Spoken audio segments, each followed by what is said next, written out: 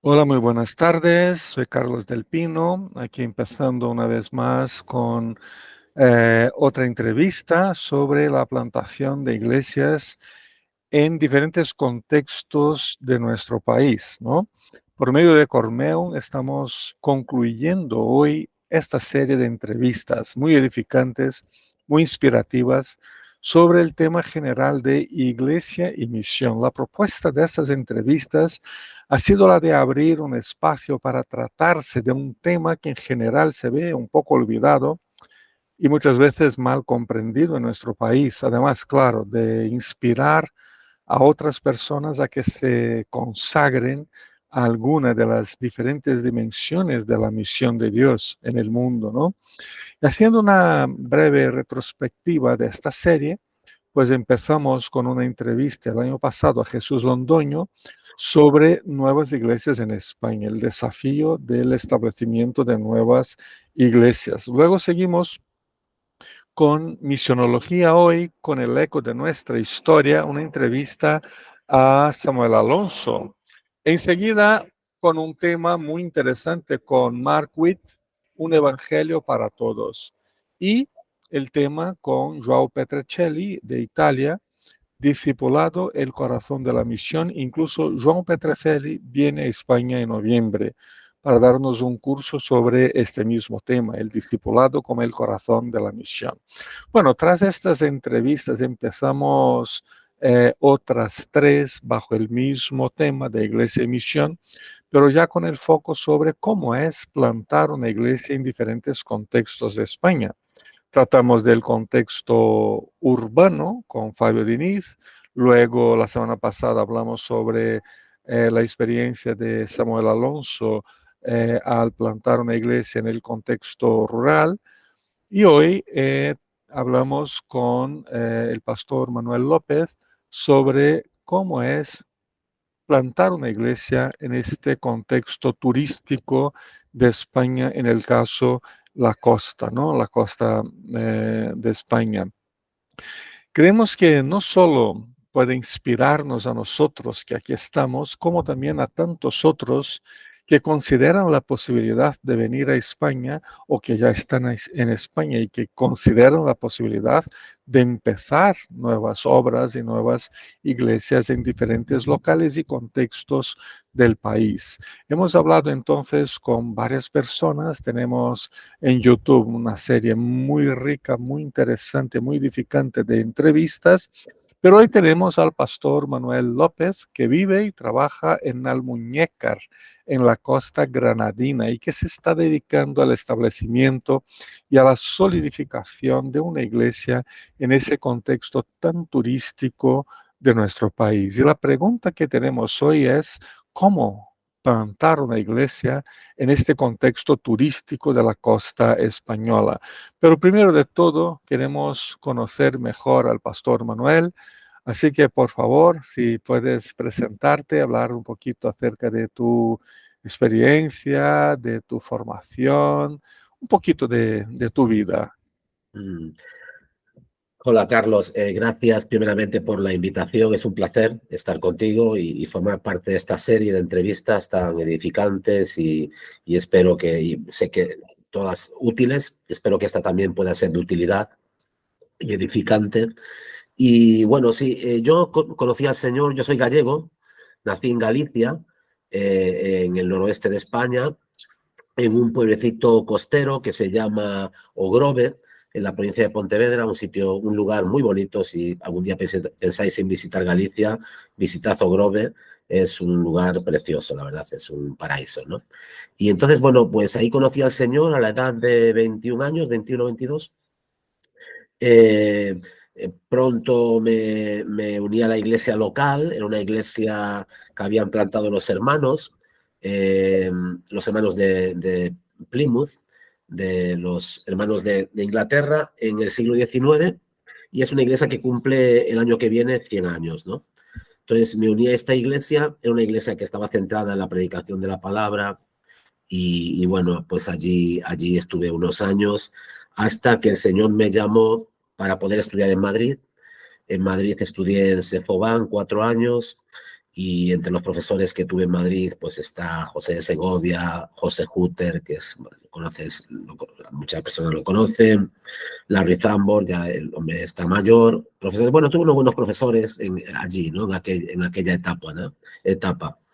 Al salir de allí, pues recibí una invitación para ir a Inglaterra y estudiar en la Escuela de Teología de la Misión de la Fraternidad Misionera Europea, a la cual pertenezco como misionero desde hace bastantes años, ¿no? Entonces, bueno, sabéis, España es complicado, es difícil para salir a la obra a pleno tiempo. Y entonces, claro, al acabar mis estudios en Madrid, acabar mis estudios en Inglaterra, me volví a casa y estuve trabajando en un trabajo secular. Después de 3 años mantenía mis contactos con los profesores, con amigos, con pastores, que había hecho durante todos mis años de estudiante, y recibí una llamada, porque bueno, mis últimos años de estudiante hice las prácticas con la Iglesia Cristiana Reformada de José, en Madrid, de José de Segovia.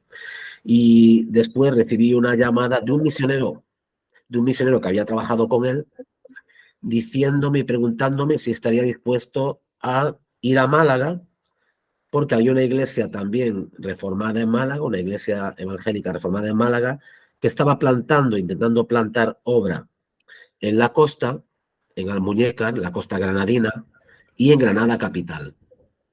Entonces, bueno, pues sí, tomamos la decisión, me fui a Málaga y he acabado pues plantando la iglesia en Almuñécar, y aquí llevo este año 20 años. Aunque con la iglesia madre en Málaga estuve casi 2. Entonces llevo por aquí ya en el sur de España casi 22 años. Pues una buena jornada, ¿no? De vida cristiana y de ministerio. Sí, sí, sí. Pues empecemos con algunas preguntas, pastor. Bueno, te has presentado como de un pueblo de la costa de Galicia, ¿no? Y como eres de un pueblo costero, aunque de Galicia, y hay que guardar las diferencias entre ambas regiones, ¿no? Que son dos realidades diferentes, ¿no? Pero ¿crees que eso, ¿no? Eso, el hecho de de que eres también de la costa, ¿no? ¿Crees que eso te ha servido de alguna manera en el proceso de adaptación y te ha facilitado en algo la comprensión de la cultura costeña de Granada? Sí, en cierta medida sí, como tú bien has comentado, tenemos que ser conscientes de las diferencias. Hay diferencias culturales importantes y hay también otra diferencia que es importante y después remarcaré que, por ejemplo, en Galicia, en la costa, no tenemos ese turismo internacional que tenemos en la costa mediterránea. Esa es una diferencia que hay que hacer remarcar, hay que hacer notar, ¿no? Es muy Pero, importante. muy importante. Ahora, que yo sea de un pueblo costero, pues realmente me ha ayudado, sí. Me ha ayudado porque, aunque ambas realidades son diferentes, por aquí culturalmente son realidades también diferentes, ¿no? Pero hay similitudes, claro, hay similitudes. Entonces sí me ha ayudado en ese sentido, ¿no? Bien, ¿y qué nos puedes decir sobre el contexto más turístico ahí donde trabajas? O sea, ¿cuáles serían las principales características, peculiaridades de la costa granadina? Sí, mi visión, plantando aquí la iglesia, es primeramente a los españoles, claro, ¿no? Esta es mi visión. Primeramente a los españoles, primeramente a las personas que viven en la ciudad y en su entorno, ¿no? Ahora, la visión también es internacional. Es intentar también, primeramente a los españoles, pero también a todos aquellos europeos, sudamericanos, da igual la nacionalidad, que estén afincados aquí, y también ellos son objetivo de nuestra evangelización, ¿no? Es una iglesia, el reto aquí en la costa yo creo que es alcanzar también estos dos grupos, ambos grupos, ¿no? Y esto no es algo nuevo, en la costa esto se viene haciendo ya durante mucho tiempo. Algunas iglesias han tenido mucho éxito con esto, aunque nuestro modelo es diferente. Supongo que habrá más iglesias, ¿vale? No creo que seamos la única, ¿no? Pero, nuestro modelo es el de integrar.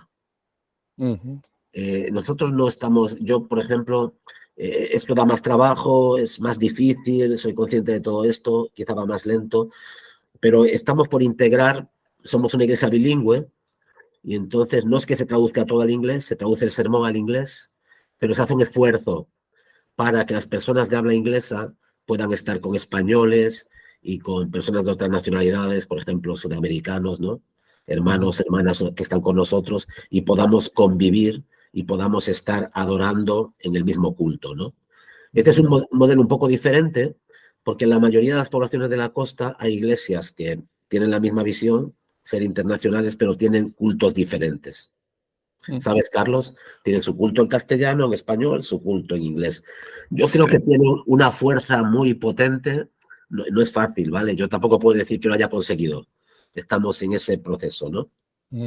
Pero yo creo que el mensaje es muy, muy potente cuando podemos decir, nuestra congregación reúne diferentes nacionalidades que a pesar del obstáculo de la lengua, que a veces el lenguaje, la lengua puede ser un obstáculo, viven, conviven, adoran, sirven en la misma comunidad, ¿no? Y comparten el mismo culto, el mismo... Entonces, ahí estamos, esa es nuestra vocación aquí. Y eso es muy interesante, ¿no? Intentar integrar personas de diferentes orígenes y culturas. Y creo que de alguna manera eso es parte del Evangelio, ¿no? El Evangelio no es de segregar las personas, sino que de integrar. Y eso es y de eso entonces me sale una pregunta, o sea, es que creo que es más fácil trabajar con grupos culturalmente, socialmente homogéneos. Claro. ¿No? Pero si vamos a integrar diferentes grupos, ahí surge una pregunta. Veo ahí un gran desafío. La pregunta es, ¿cuáles son, todavía siguen siendo, ¿no? Los principales desafíos que has afrontado a lo largo de estos años ahí en Almuñécar? Sí, ya en cuanto a este tema en concreto, los desafíos, ¿no? Bueno, primeramente es que tu congregación, si tienes este llamamiento de crear una congregación o de plantar una iglesia internacional, donde haya diferentes nacionalidades y haya diferentes idiomas, pero digamos que el español y el inglés sean los idiomas que primen, es claro, primeramente es educar un poco a la congregación. Porque mucha gente podría decir y puede llegar a decir, hombre, que esto es un poco más pesado, es verdad, ¿no? Yo siempre traduzco el mensaje, las notas están en la pantalla, ¿vale? Aunque a veces cuando presidimos, cuando alguien preside, a veces se preside en inglés también, español e inglés. Yo no suelo hacerlo para no sobrecargar, ¿no? Pero es verdad que tenemos los dos idiomas y nos movemos con los dos idiomas, ¿no? Y entonces, claro, algunas veces algún español o algún latino nos ha dicho, hombre, que esto es un poco... Entonces, tenemos que educar a la comunidad también, a la iglesia, diciéndole, sí, es verdad, tienes que hacer es un poco, hay que estar más atento, hay que concentrarse un poco más, pero tú fíjate los beneficios. Tenemos otros hermanos aquí, se están beneficiando como nosotros del Evangelio, la comunión se enriquece, aprendemos los unos de los otros, nos apoyamos, les servimos a ellos de base para que puedan integrarse en la sociedad española, ¿no? Aprenden el idioma con nosotros, ¿no? Y nosotros también nos beneficiamos de toda esta relación como congregación. Claro que sí. Entonces intentamos enseñarles o pues plantearles todos estos beneficios que conlleva esta situación, ¿no? La situación en la que vivimos como iglesia bilingüe, digamos, o internacional. Pero me imagino también que tienes ahí una población un poco inestable, ¿no? Por ser una zona turística, o sea, gente que se queda 6 meses o que que viene de vacaciones o que viene por una temporada de un año, 6 meses, un año, y que está en la iglesia, luego se va. Eso también tiene su truquillo ahí, ¿no? Sí, exactamente. No, ahí el truco, Carlos, es el tema de la perseverancia y el aprender a manejar la frustración. Pero eso creo que todos los pastores en diferentes situaciones tenemos que aprender a manejar esto, ¿no? Ese cierto grado de frustración que es normal, de querer ver ciertas cosas, querer que las cosas se desarrollen de cierta manera, en un cierto espacio de tiempo, y a veces no sucede. Entonces tienes que manejar la frustración. Con el tema de la costa, claro, somos iglesia de paso, de mucho paso. Yo ahora con 20 años me he propuesto hacer una lista. No soy demasiado bueno yo con todo el tema administrativo y todas estas cosas, ¿no? Pero estaba proponiendo hacer una lista, coger los libros de membresía, de visitantes, y hacer una lista para ver en 20 años cuántas personas y familias han pasado por la iglesia. No de un domingo, sino, como tú dices, de periodos de 6 meses hasta un par de años y 3 años, ¿no? Y te puedo asegurar, estoy seguro, que sobrepasarían las 100 personas. Sobrepasarían las 100 personas, con lo cual está claro que la costa es un lugar de mucho trasiego de Sí, personas. fíjate, 100 personas Sí. es una buena iglesia, ¿no? 100 personas. Sí, claro, claro. Ahora, la cuestión también con esto es también tener otro enfoque, ¿no? Es decir, tienes que manejar la frustración. Te imaginas, hombre, si se hubieran quedado todas, seríamos una iglesia ahora ya una iglesia bien consolidada. No es así, pero también tenemos que pensar el bien que hemos podido hacer a todas esas Claro, por personas. supuesto, claro. Porque la verdad es también, nuestra iglesia en concreto, bueno, tú la conoces personalmente, ¿no? Has estado entre nosotros en varias ocasiones, ¿no? Hemos tenido el privilegio de tenerte entre nosotros. Y es una iglesia hospitalaria, abierta y muy, muy hospitalaria, ¿no? Entonces, claro, eso se aprecia, lo aprecian las personas, ¿no? Que han pasado por aquí. Por supuesto que sí. Pero sí, ese elemento que dices tú del trasiego de personas, del pasar, sí, eso es una cosa que nunca acabas de acostumbrarte. Claro, sí, en eso tienes razón. Aquí también pasamos lo mismo, o sea, estamos en una zona de Madrid, más fuera de Madrid, ¿no? En los afueras, y también mucha gente pasó por aquí, ¿no? Pero luego los testimonios que recibimos de esas personas Claro, que se fueron a otras regiones o a otros países, de vuelta a su país natal o cosas así, es que cuando estaban aquí encontraron una iglesia, conocieron al Señor o ya eran cristianos y tuvieron su fe fortalecida y que están de vuelta a sus iglesias de origen de claro. una forma diferente. O sea, salieron nominales y volvieron consagrados, ¿no? A sus Sí, propias iglesias. Entonces, de alguna manera, eso de ser una iglesia de paso es una manera también de que el Señor usa para fortalecer corazones, ¿no? Y amén. Sí, yo así creo que también es muy frustrante para nosotros sí, ver gente que viene y va todo el tiempo, pero luego saber que están firmes en sus iglesias es una contribución que hemos dado, eso ¿no? A es. esas iglesias. Y eso es Sí, muy sí, sí, sí. bonito. Y creo que también es parte de ese ministerio, ¿no? Y Sí, y el sentido de que perteneces a algo mucho más grande, ¿no? sí, eso es. ¿Sabes? Perteneces a una iglesia que es mucho más grande, que está en muchos más lugares y que, Eso es. aunque estás aquí, en este lugar concreto, perteneces a una iglesia que es mucho mayor, ¿no? Eso es. Y hablando de eso, es un tema que a veces no me gusta mucho porque no se trata muy Sí, bien ese tema, el tema de sí. las estrategias. Ajá. ¿Qué estrategias usas ahí para la evangelización o para el discipular? Sobre todo para la evangelización, para contactar a la gente. Sí, yo soy un pescador que uso todo tipo de cebo. Todo tipo de cebo. Aunque esto suena un poco mal, ¿no? Es decir, yo no me restringo. Si tú tienes que decirme, y si alguien me dice, bueno, pero ¿tú qué crees que es lo más? Pues ya sabes lo que te voy a contestar. Te voy a decir que lo más efectivo siempre es el tú a tú, la amistad y la relación tú a tú, de persona a persona o de familia a familia, un desarrollo que lleva un tiempo. Y eso sabemos que es lo más efectivo siempre y lo más consistente y lo más permanente, ¿no? Pero yo me niego a desechar cualquier otro tipo de medio para evangelizar, pero ya por norma. Es decir, Ujú. yo uso todo lo que pueda y esté a mi mano para intentar comunicar el evangelio, para intentar establecer puentes con las personas, y creo que ya hay cosas que realmente yo creo que ya ahora siempre que sea bíblico y no esté, ¿sabes? No esté en contradicción con lo que creemos, ¿no? Pero después a veces ya creo que, mira, la última cosa, ¿no? Que yo mismo me he sorprendido, ¿vale? Te voy a poner un ejemplo. Resulta que teníamos aquí una señora que había sido profesora de Pilates, ¿no? Y entonces, pues en algún momento surgió, no de ella, surgió de mi esposa, surgió de Alba, el decir, oye, pues podríamos hacer algo de Pilates en la iglesia y tal, ¿no? Y bueno, hemos hecho muchas cosas, hacemos radio, he tenido mesa en el mercadillo, campañas todos los veranos en la playa, en la iglesia, bueno, hemos hecho multitud de cosas, ¿no? Conciertos en la Casa de la Cultura, conferencias en la Casa de la Cultura, hemos probado de todo. Y seguimos haciendo de todo lo que podemos, ¿no?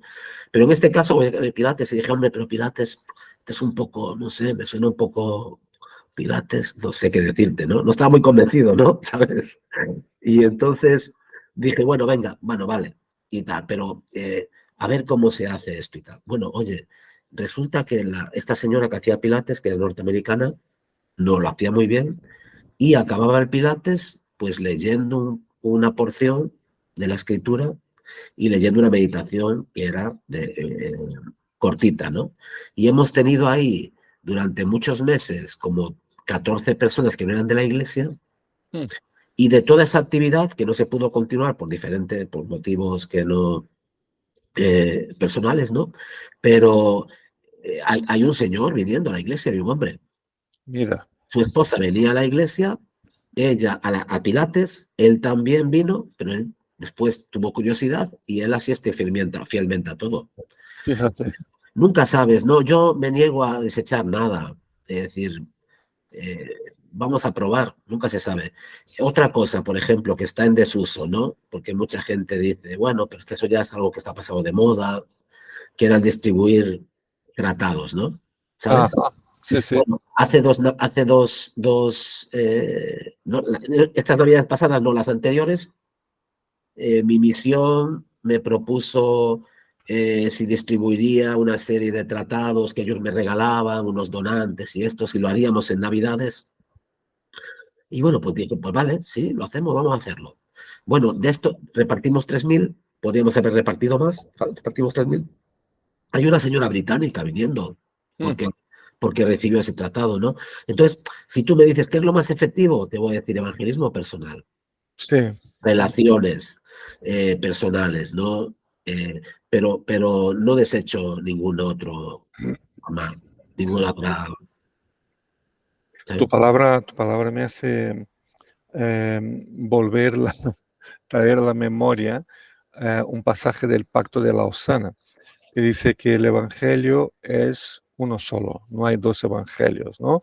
El Evangelio es incambiable, el Evangelio de Cristo es un único Evangelio, el Evangelio de la palabra de Dios, pero que hay una infinidad de formas de anunciar el Evangelio, ¿no? Entonces, mientras hablaba, me recordé ese pasaje del Pacto de Lausana que tiene todo que ver con eso, ¿no? Y acerca del discipulado, ¿qué nos puedes comentar? ¿Cómo lo ves? ¿Qué lugar ocupa? ¿Cómo lo haces en ese proceso de formación de la iglesia? ¿Cómo ves el tema del discipulado, Manolo? Sí, nosotros lo que hacemos, por ejemplo, no es fácil a veces, ¿no? Eso tenemos que, y a veces es una asignatura pendiente a veces, ¿no? El tema del discipulado, ¿no? Si alguien se integra, si alguien empieza a asistir con regularidad, yo soy bastante tradicional y lo que hago es estamos usando el catecismo de Heidelberg, ¿no? ¿Vale? Entonces yo le animo a leerlo y lo leo con las personas, ¿no? Y lo hago con ellos, ¿no? Con el catecismo, ¿no? Entonces, en ese sentido, o algún libro en particular, pero sí suelo usar el catecismo de Heidelberg, ¿no? Que ya tiene sus años, pero para mí sigue siendo un documento de plena vigencia y un documento cristocéntrico, Por supuesto. bíblico, Sí. que plantea preguntas muy interesantes y las respuestas también, ¿no? Uh-huh. Es un documento que yo tengo, digamos, de cabecera para el tema de los discipulados. Después intento también, lo uso a nivel personal con las personas cuando ya llevan un tiempo, ya están viniendo, están asistiendo a la iglesia, y el mismo catecismo lo uso haciendo una pregunta todos los domingos, para la iglesia en general también, ¿no? Pero sí, mira, ahora se acaba de bautizar una señora hace poco tiempo y en ese caso ya tenemos un estudio con ella en concreto de como mínimo de 3 meses Mm, para formarla, para que por ejemplo los fundamentos teológicos estén claros, ¿no? Vale. ujú, ya, Después ya sabes que nuestra predicación es expositiva también, somos bastante, y hay una enseñanza teológica que intentamos también que intentamos también impartir, ¿no? En la iglesia. sí, eso es fundamental, ¿no? Bueno, Manolo, sabemos que la iglesia siempre debe de tener la cara del lugar, o sea, la iglesia debe ser una iglesia adaptada al sistema, al ritmo, a la idiosincrasia, Sí, a la mentalidad del contexto, ¿no? sí, Y claro, eso nos referimos respetando los aspectos fundamentales de la teología, de claro. la palabra de Dios, que eso no cambia. Pero ¿cómo tratas esa cuestión? Yo en mi caso, aquí en concreto, Almuñécar no es Málaga. Claro, es que claro, la Costa Brava no es la costa tropical granadina, Ajá, ni tan siquiera la Costa del Sol, que está tan cerca, ¿no? ajá, Entonces, aunque hay elementos comunes, como decíamos antes, entre, por ejemplo, el pueblo en Galicia costero y el pueblo costero andaluz, ujú, o levantino, o, o- o catalán, o alicantino, lo que quieras, ¿no? Aunque hay elementos comunes, también hay elementos diferenciales. Y claro, entonces, claro, nosotros, por ejemplo, tenemos ese elemento internacional, bilingüe. Si fueses a Málaga, es muchísimo más exagerado, es decir, se notaría muchísimo más. Aquí claro. todavía es muy español, ¿no? Y entonces aquí nos plantea también un reto, porque aunque es una ciudad, una pequeña ciudad costera, un pueblo grande, costero, cosmopolita, sigue siendo un pueblo muy español, Ujú, muy granadino, ¿no? Y en cierto aspecto tradicional. Aquí ujú, las familias todavía pesan mucho, el concepto de familia está muy presente, el catolicismo nominal tradicional todavía está muy presente, y entonces aquí asentarse e integrarse como comunidad para que ellos te vean como una comunidad de aquí, todavía estamos en ese proceso, Carlos, fíjate, ujú, después de 20 años. Creo que estamos en el buen camino, creo que estamos llegando ahí, pero eso seguramente me va a tomar a mí todo el ministerio. Es decir, plantar la iglesia y que la iglesia, o que el pueblo, o que la ciudad asuma que esa es una iglesia de aquí. sí. Es decir, aquí puede que en otros lugares este proceso sea más rápido, aquí es más lento. Y en eso también está relacionado con lo que te comenté previamente cuando hablábamos, ¿no? De tener nuestro propio local y Ujú, enviar un mensaje de hemos venido para quedarnos, somos de aquí, ujú, quedamos aquí. ujú, Es decir, no estamos de paso, no venimos a ver qué sucede, no, venimos a quedarnos. Venimos a ser parte de la comunidad, ¿no? Y en ese sentido también la obra social que hemos hecho y hacemos cuando podemos ha ayudado. Durante el COVID hemos repartido comida a casi 150 personas durante casi un año y pico. Y entonces ujú. también con el ayuntamiento nos ha ayudado, ¿no? Pero queremos llegar a ese punto, que es un punto importante el que tú acabas de mencionar, que se vea la iglesia como parte de la comunidad. Es decir, yo Ya. no soy evangélico, yo no soy protestante, pero esa iglesia es una iglesia de Almuñécar. Ajá. Es una iglesia que es parte de nuestra comunidad, Mm, que vive aquí, sirve aquí y es aquí también un elemento, digamos, de, digamos, de progreso social, ¿no? Digamos, o de ayuda y de servicio a la comunidad, ¿no? Pero no estamos ahí todavía. bueno, creo que muy pocos de nosotros, ¿no? Estamos todos a camino. Claro, Y claro, es una tarea que tenemos pendiente, ¿no? Cada día acercarnos más a la sociedad claro. y tener la cara del lugar, ¿no? Para servir al hogar. Porque la misión de la iglesia se hace en el mundo, ¿no? Y el mundo es básicamente los seres humanos, la sociedad, la familia, las dimensiones de la vida de donde estamos, ¿no? Claro. Entonces, entrar en ese camino es muy importante, ¿no? Mm. Pero Manolo, queríamos concluir con una última pregunta, que es, una recomendación que nos puedes dar, ¿no? O sea, qué le dirías a una persona o a un equipo que desea establecer una iglesia en alguna región de intenso turismo de España? Sí, si es una persona, si es una sola familia, le diría que no repitan el error que yo cometí, por ejemplo, pero bueno, no fue por mí, sino por las circunstancias, ¿no? Es decir, no empezar solo. Mm, Si puedes, si podéis, nunca empecéis solos. Es necesario un equipo, es necesario al menos 2 familias y si pueden ser 3 mejor, porque a veces en este trabajo se llora y hay que tener un hombro para llorar y no vas a estar llorando siempre en el de tu esposa, ¿no? Entonces, eh, se necesita apoyo, se necesita personas para apoyarse en los momentos más difíciles, ¿no? Hermanos, ¿no? Entonces, un equipo es importante, si puede haber un equipo, mucho mejor. Después de que hay el equipo, yo creo que yo recomiendo hacer lo que hemos hecho nosotros, probar todo mm, y ser flexibles, ser flexibles. La flexibilidad es algo importante en la plantación de iglesias, ¿no? Si eres una persona rígida, si eres una persona muy dogmática en todo lo que haces, en todo lo que piensas, ¿no? No quiero decir, claro, yo soy una persona ortodoxa en mis creencias y esto, ¿no? Pero me refiero de que tienes en la obra pionera y la plantación de iglesias tiene que ser flexible, ujú. tienes que ser flexible. En los métodos y todo En los eso. métodos y en muchas cosas, porque por Sí. ejemplo, hablando de la cultura, a mí la gente, esto no queda muy bien decirlo de un pastor, ¿vale? Pero me voy a arriesgar, Carlos, ¿no? Adelante, adelante. Me arriesgo. Y entonces, esta cultura del sur es una cultura más relajada, ¿no?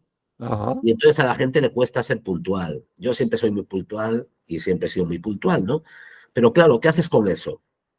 Mm, Bueno, tú enseñas, la puntualidad es importante, ¿no? Pero si eso no cambia, ¿qué haces? Y entonces, claro, tienes también que ser flexible.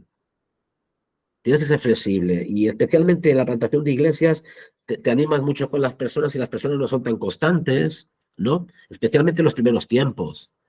Te vas a ver veces solo, cuentas con esa persona, pero esta semana no viene, la siguiente sí, la otra no. Entonces, ujú. en la obra, tú lo sabes, Carlos, lo sabes también como yo, o quizá mejor, que necesitas ser flexible y Eso necesitas es. ser paciente y necesitas, esto se necesita mucho, la paciencia y la flexibilidad en la obra, ¿no? Ujú. Y dar tiempo. Yo a mí me ha agobiado mucho, otra cosa que os digo, ya para acabar, ¿vale? Yo ahora creo que soy más efectivo, claro, han pasado muchos años y aprendes muchas cosas, ¿no? A veces las aprendes a través de dificultades en la vida, claro, en el ministerio también, ¿no? Pero yo creo que, bueno, me preguntaba hace poco tiempo un candidato, alguien que venía a España a servir, que viene o ha venido, y me decía, ¿qué consejo me darías? Y le dije, mira, relájate. Entonces la persona, no sé cómo la entendió, ¿no? Pero dijo, relájate, relájate, haz tu trabajo, intenta disfrutar de tu trabajo. Si tú no te relajas, si tú vives en tensión, si tú vives con toda la carga de la obra que tengo que hacer, tengo que crecer, todo eso lo vas a transmitir a los que están contigo. Y si Ajá. transmites eso, eso no es positivo, no es bueno, ¿no? Entonces, tenemos que recordarnos una vez más que esta obra no es nuestra. Somos colaboradores, tenemos un privilegio enorme, pero es el Señor. Tenemos que hacer lo que esté a nuestra mano hacer, pero hacerlo y descansar en el Señor. Ujú. Descansar en el Señor. Si no, toda esa ansiedad, toda esa preocupación, toda esa frustración, acabas transmitiéndola a otros, ¿no? Entonces, bueno, ese es mi humilde consejo, Carlos. Pues son consejos muy, muy buenos, ¿no? Que tenemos que seguir todos nosotros. Bueno, Manolo, nos quedamos por aquí. Quería agradecerte de todo corazón, ¿no? Tus palabras, Gracias, Carlos. agradecer por la experiencia que has compartido con nosotros y pedir al Señor que siga bendiciendo tu obra ahí, siga dando frutos, ¿no? Y que pronto tengáis también un local propio para la gloria del Señor, no la gloria humana nuestra, Eso es, pero eso para la gloria del Señor. es. También con esta entrevista vamos a concluir esta serie de entrevistas sobre el tema Iglesia y Misión. Otras series vendrán si Dios así lo permite, y contamos con todos vosotros. Un fuerte abrazo, Manolo, nos vemos. Gracias. Gracias a todos. Gracias, Carlos. Gracias.